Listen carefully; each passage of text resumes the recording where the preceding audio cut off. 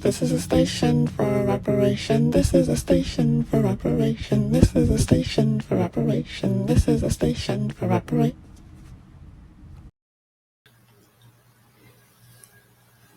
Oh, yeah. Just finished editing. Oh, the first episode. Oh, my God. Oh, yeah. And it seems like these are going to be hour long. I was trying to get them to 30. If I'm going to be doing interviews, I can't do 30 minutes, yo. And if it's about repair, whew, can't be 30 minutes. Oh, my God. This is a station. We recording? Yeah, we are. Hey, welcome to Reparation Station. I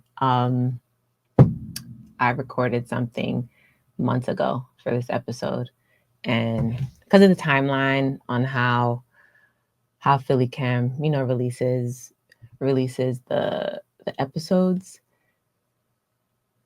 it's once a month, so things get a little bit delayed. Like I recorded that in February, right? And now it's May, and it's a totally different time. Like time is speeding up, things are happening very quickly. So I just wanted to re-record an intro that's a little bit more relevant to right now. So starting the episode off with just like temperature check, and any news, and news right now is that we got public media, public arts, public education, anything Black, anything queer, anything trans, anything immigrant, anything migrant is like in total jeopardy right now. Like funding wise, like in terms of funding, in terms of like any kind of infrastructure that and the infrastructure was very little before too. Very, very, very, very, very small. So even that small ass infrastructure is disintegrating. And yeah, I wanted to share the news that we're fucked a little bit more than before, but also this may be an opportunity to draw a little bit closer with each other and practice maybe a deeper level of maybe get a little bit closer to the kind of liberation that I know we've been dreaming of, which I know for me, I've been definitely dreaming of a liberation where we're not at all dependent on institutions that are conditional, and conditional is like the best case scenario, but most of it is actually like actively, like most of these institutions are actively violent and blood clot, like bad, bro, like really bad, really, really bad. So this feels like a very blunt opportunity, a blunt way of getting the last bit of the Band-Aid ripped off. Because the Band-Aid been ripping off, but it's like the last bit of it where it's like, okay, yeah, we only have each other. We really only have each other. And all these technologies that we've been venerating, like all like as artists, like they were like these technologies were created, these sounds, these dances, these movements that we venerate, that we study, that we try to practice, that we try to like carry on. All of these were created in times like this, like when there was no public acclaim, there was no public funding, there was no support from the state, right? There was no desire to consume it and to proliferate it. It was it's coming from times where people were underground. So really responding to this influx of budget cuts and funding withdrawals and like deportations and abductions and kidnappings and and um, responding to it by wanting to connect with people a little deeper around the underground and deeper around specifically boycotting. So I made a random call out on Instagram already for anybody who was interested, but this is just like another call to see if anyone would want to circle consistently around boycotting. Because another latest something that just happened recently was a bill. There was a bill, a boycott bill that was trying to be passed. That would penalize anyone who boycotts. I don't know what words I can say, but boycotts Israel, boycotts any sort of like arm manufacturers and anything that is like declaring that I want a stop to the violence, to the genocide, to anything that's like, yeah, I'm not giving my money to this. Like people will get penalized, maybe go to jail, maybe yeah, yeah. So all I have to say is like the boycotts, like let's lean into that strategy. That's cool. That's cool. That's affirmation actually. That's really cool. It's like, yeah, bet.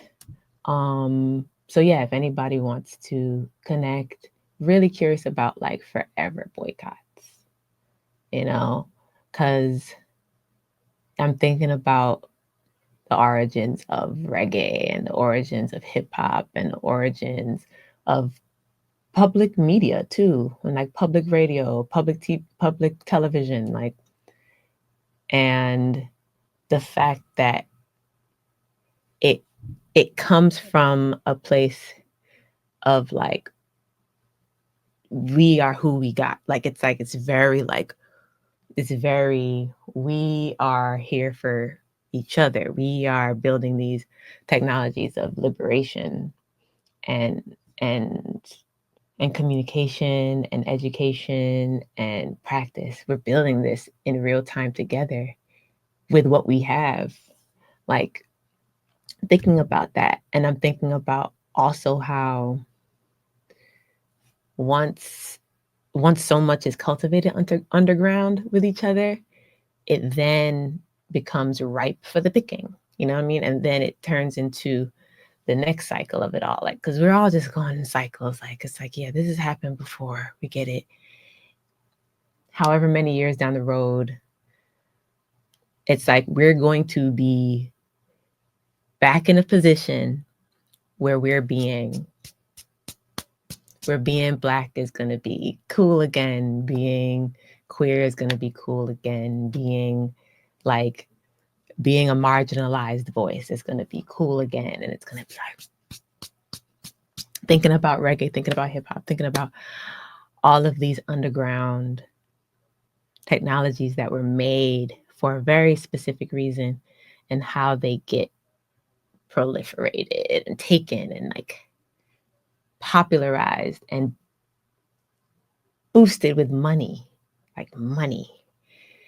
And now we're losing money. And I'm like, let's stay there. Like, let's try to cut that next part of the cycle that is obviously going to come where we get lured and tempted back into the charade, back into the game, back into like, oh wait, no, actually you're really desired, actually come to this community, actually support you, actually.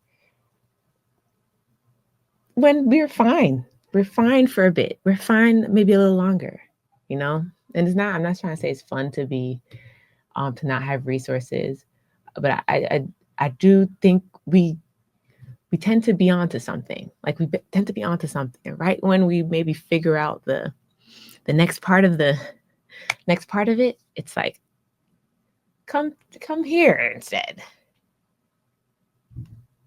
There's so much coming up about resources and what resources really are. And when we get with each other and just have some time underground with each other, we tap into some deeper resources. Like we really do. Like we really do. We really do. And I want to keep those resources to ourselves for a little longer this time.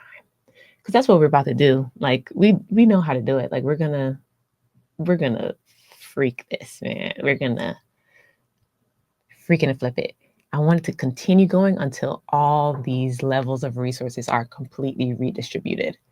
It's completely just like a whole new playing game. And I think we can get to that with a little more time underground. So with that being said, this is a call for anyone who wants to sort of just meet offline, hang out offline. Let me know on here and I'll gather at least a list of people and we can sort of figure out configurations. Yeah. So great. Now onto this episode where I'm talking a bit about work that I was doing with an institution and how to navigate that, right? Navigate funding, navigate ways of like redistributing monies that we get from these institutions that don't necessarily share our values, but how we can sort of like freak it. So this episode's actually on that, which is funny. Now we losing funding, so now maybe we don't even need to do this. We can just do this with each other and chill. It'll be hard. Not just chill, but we can be able to do it. We can be able to do it, following our values, getting messy with each other, at least with people who share at least the bottom line of values. And we figure it out. But yeah, enjoy this little chat on my experience with trying to redistribute this shit. And yeah, hopefully it's helpful. This is a station for reparation.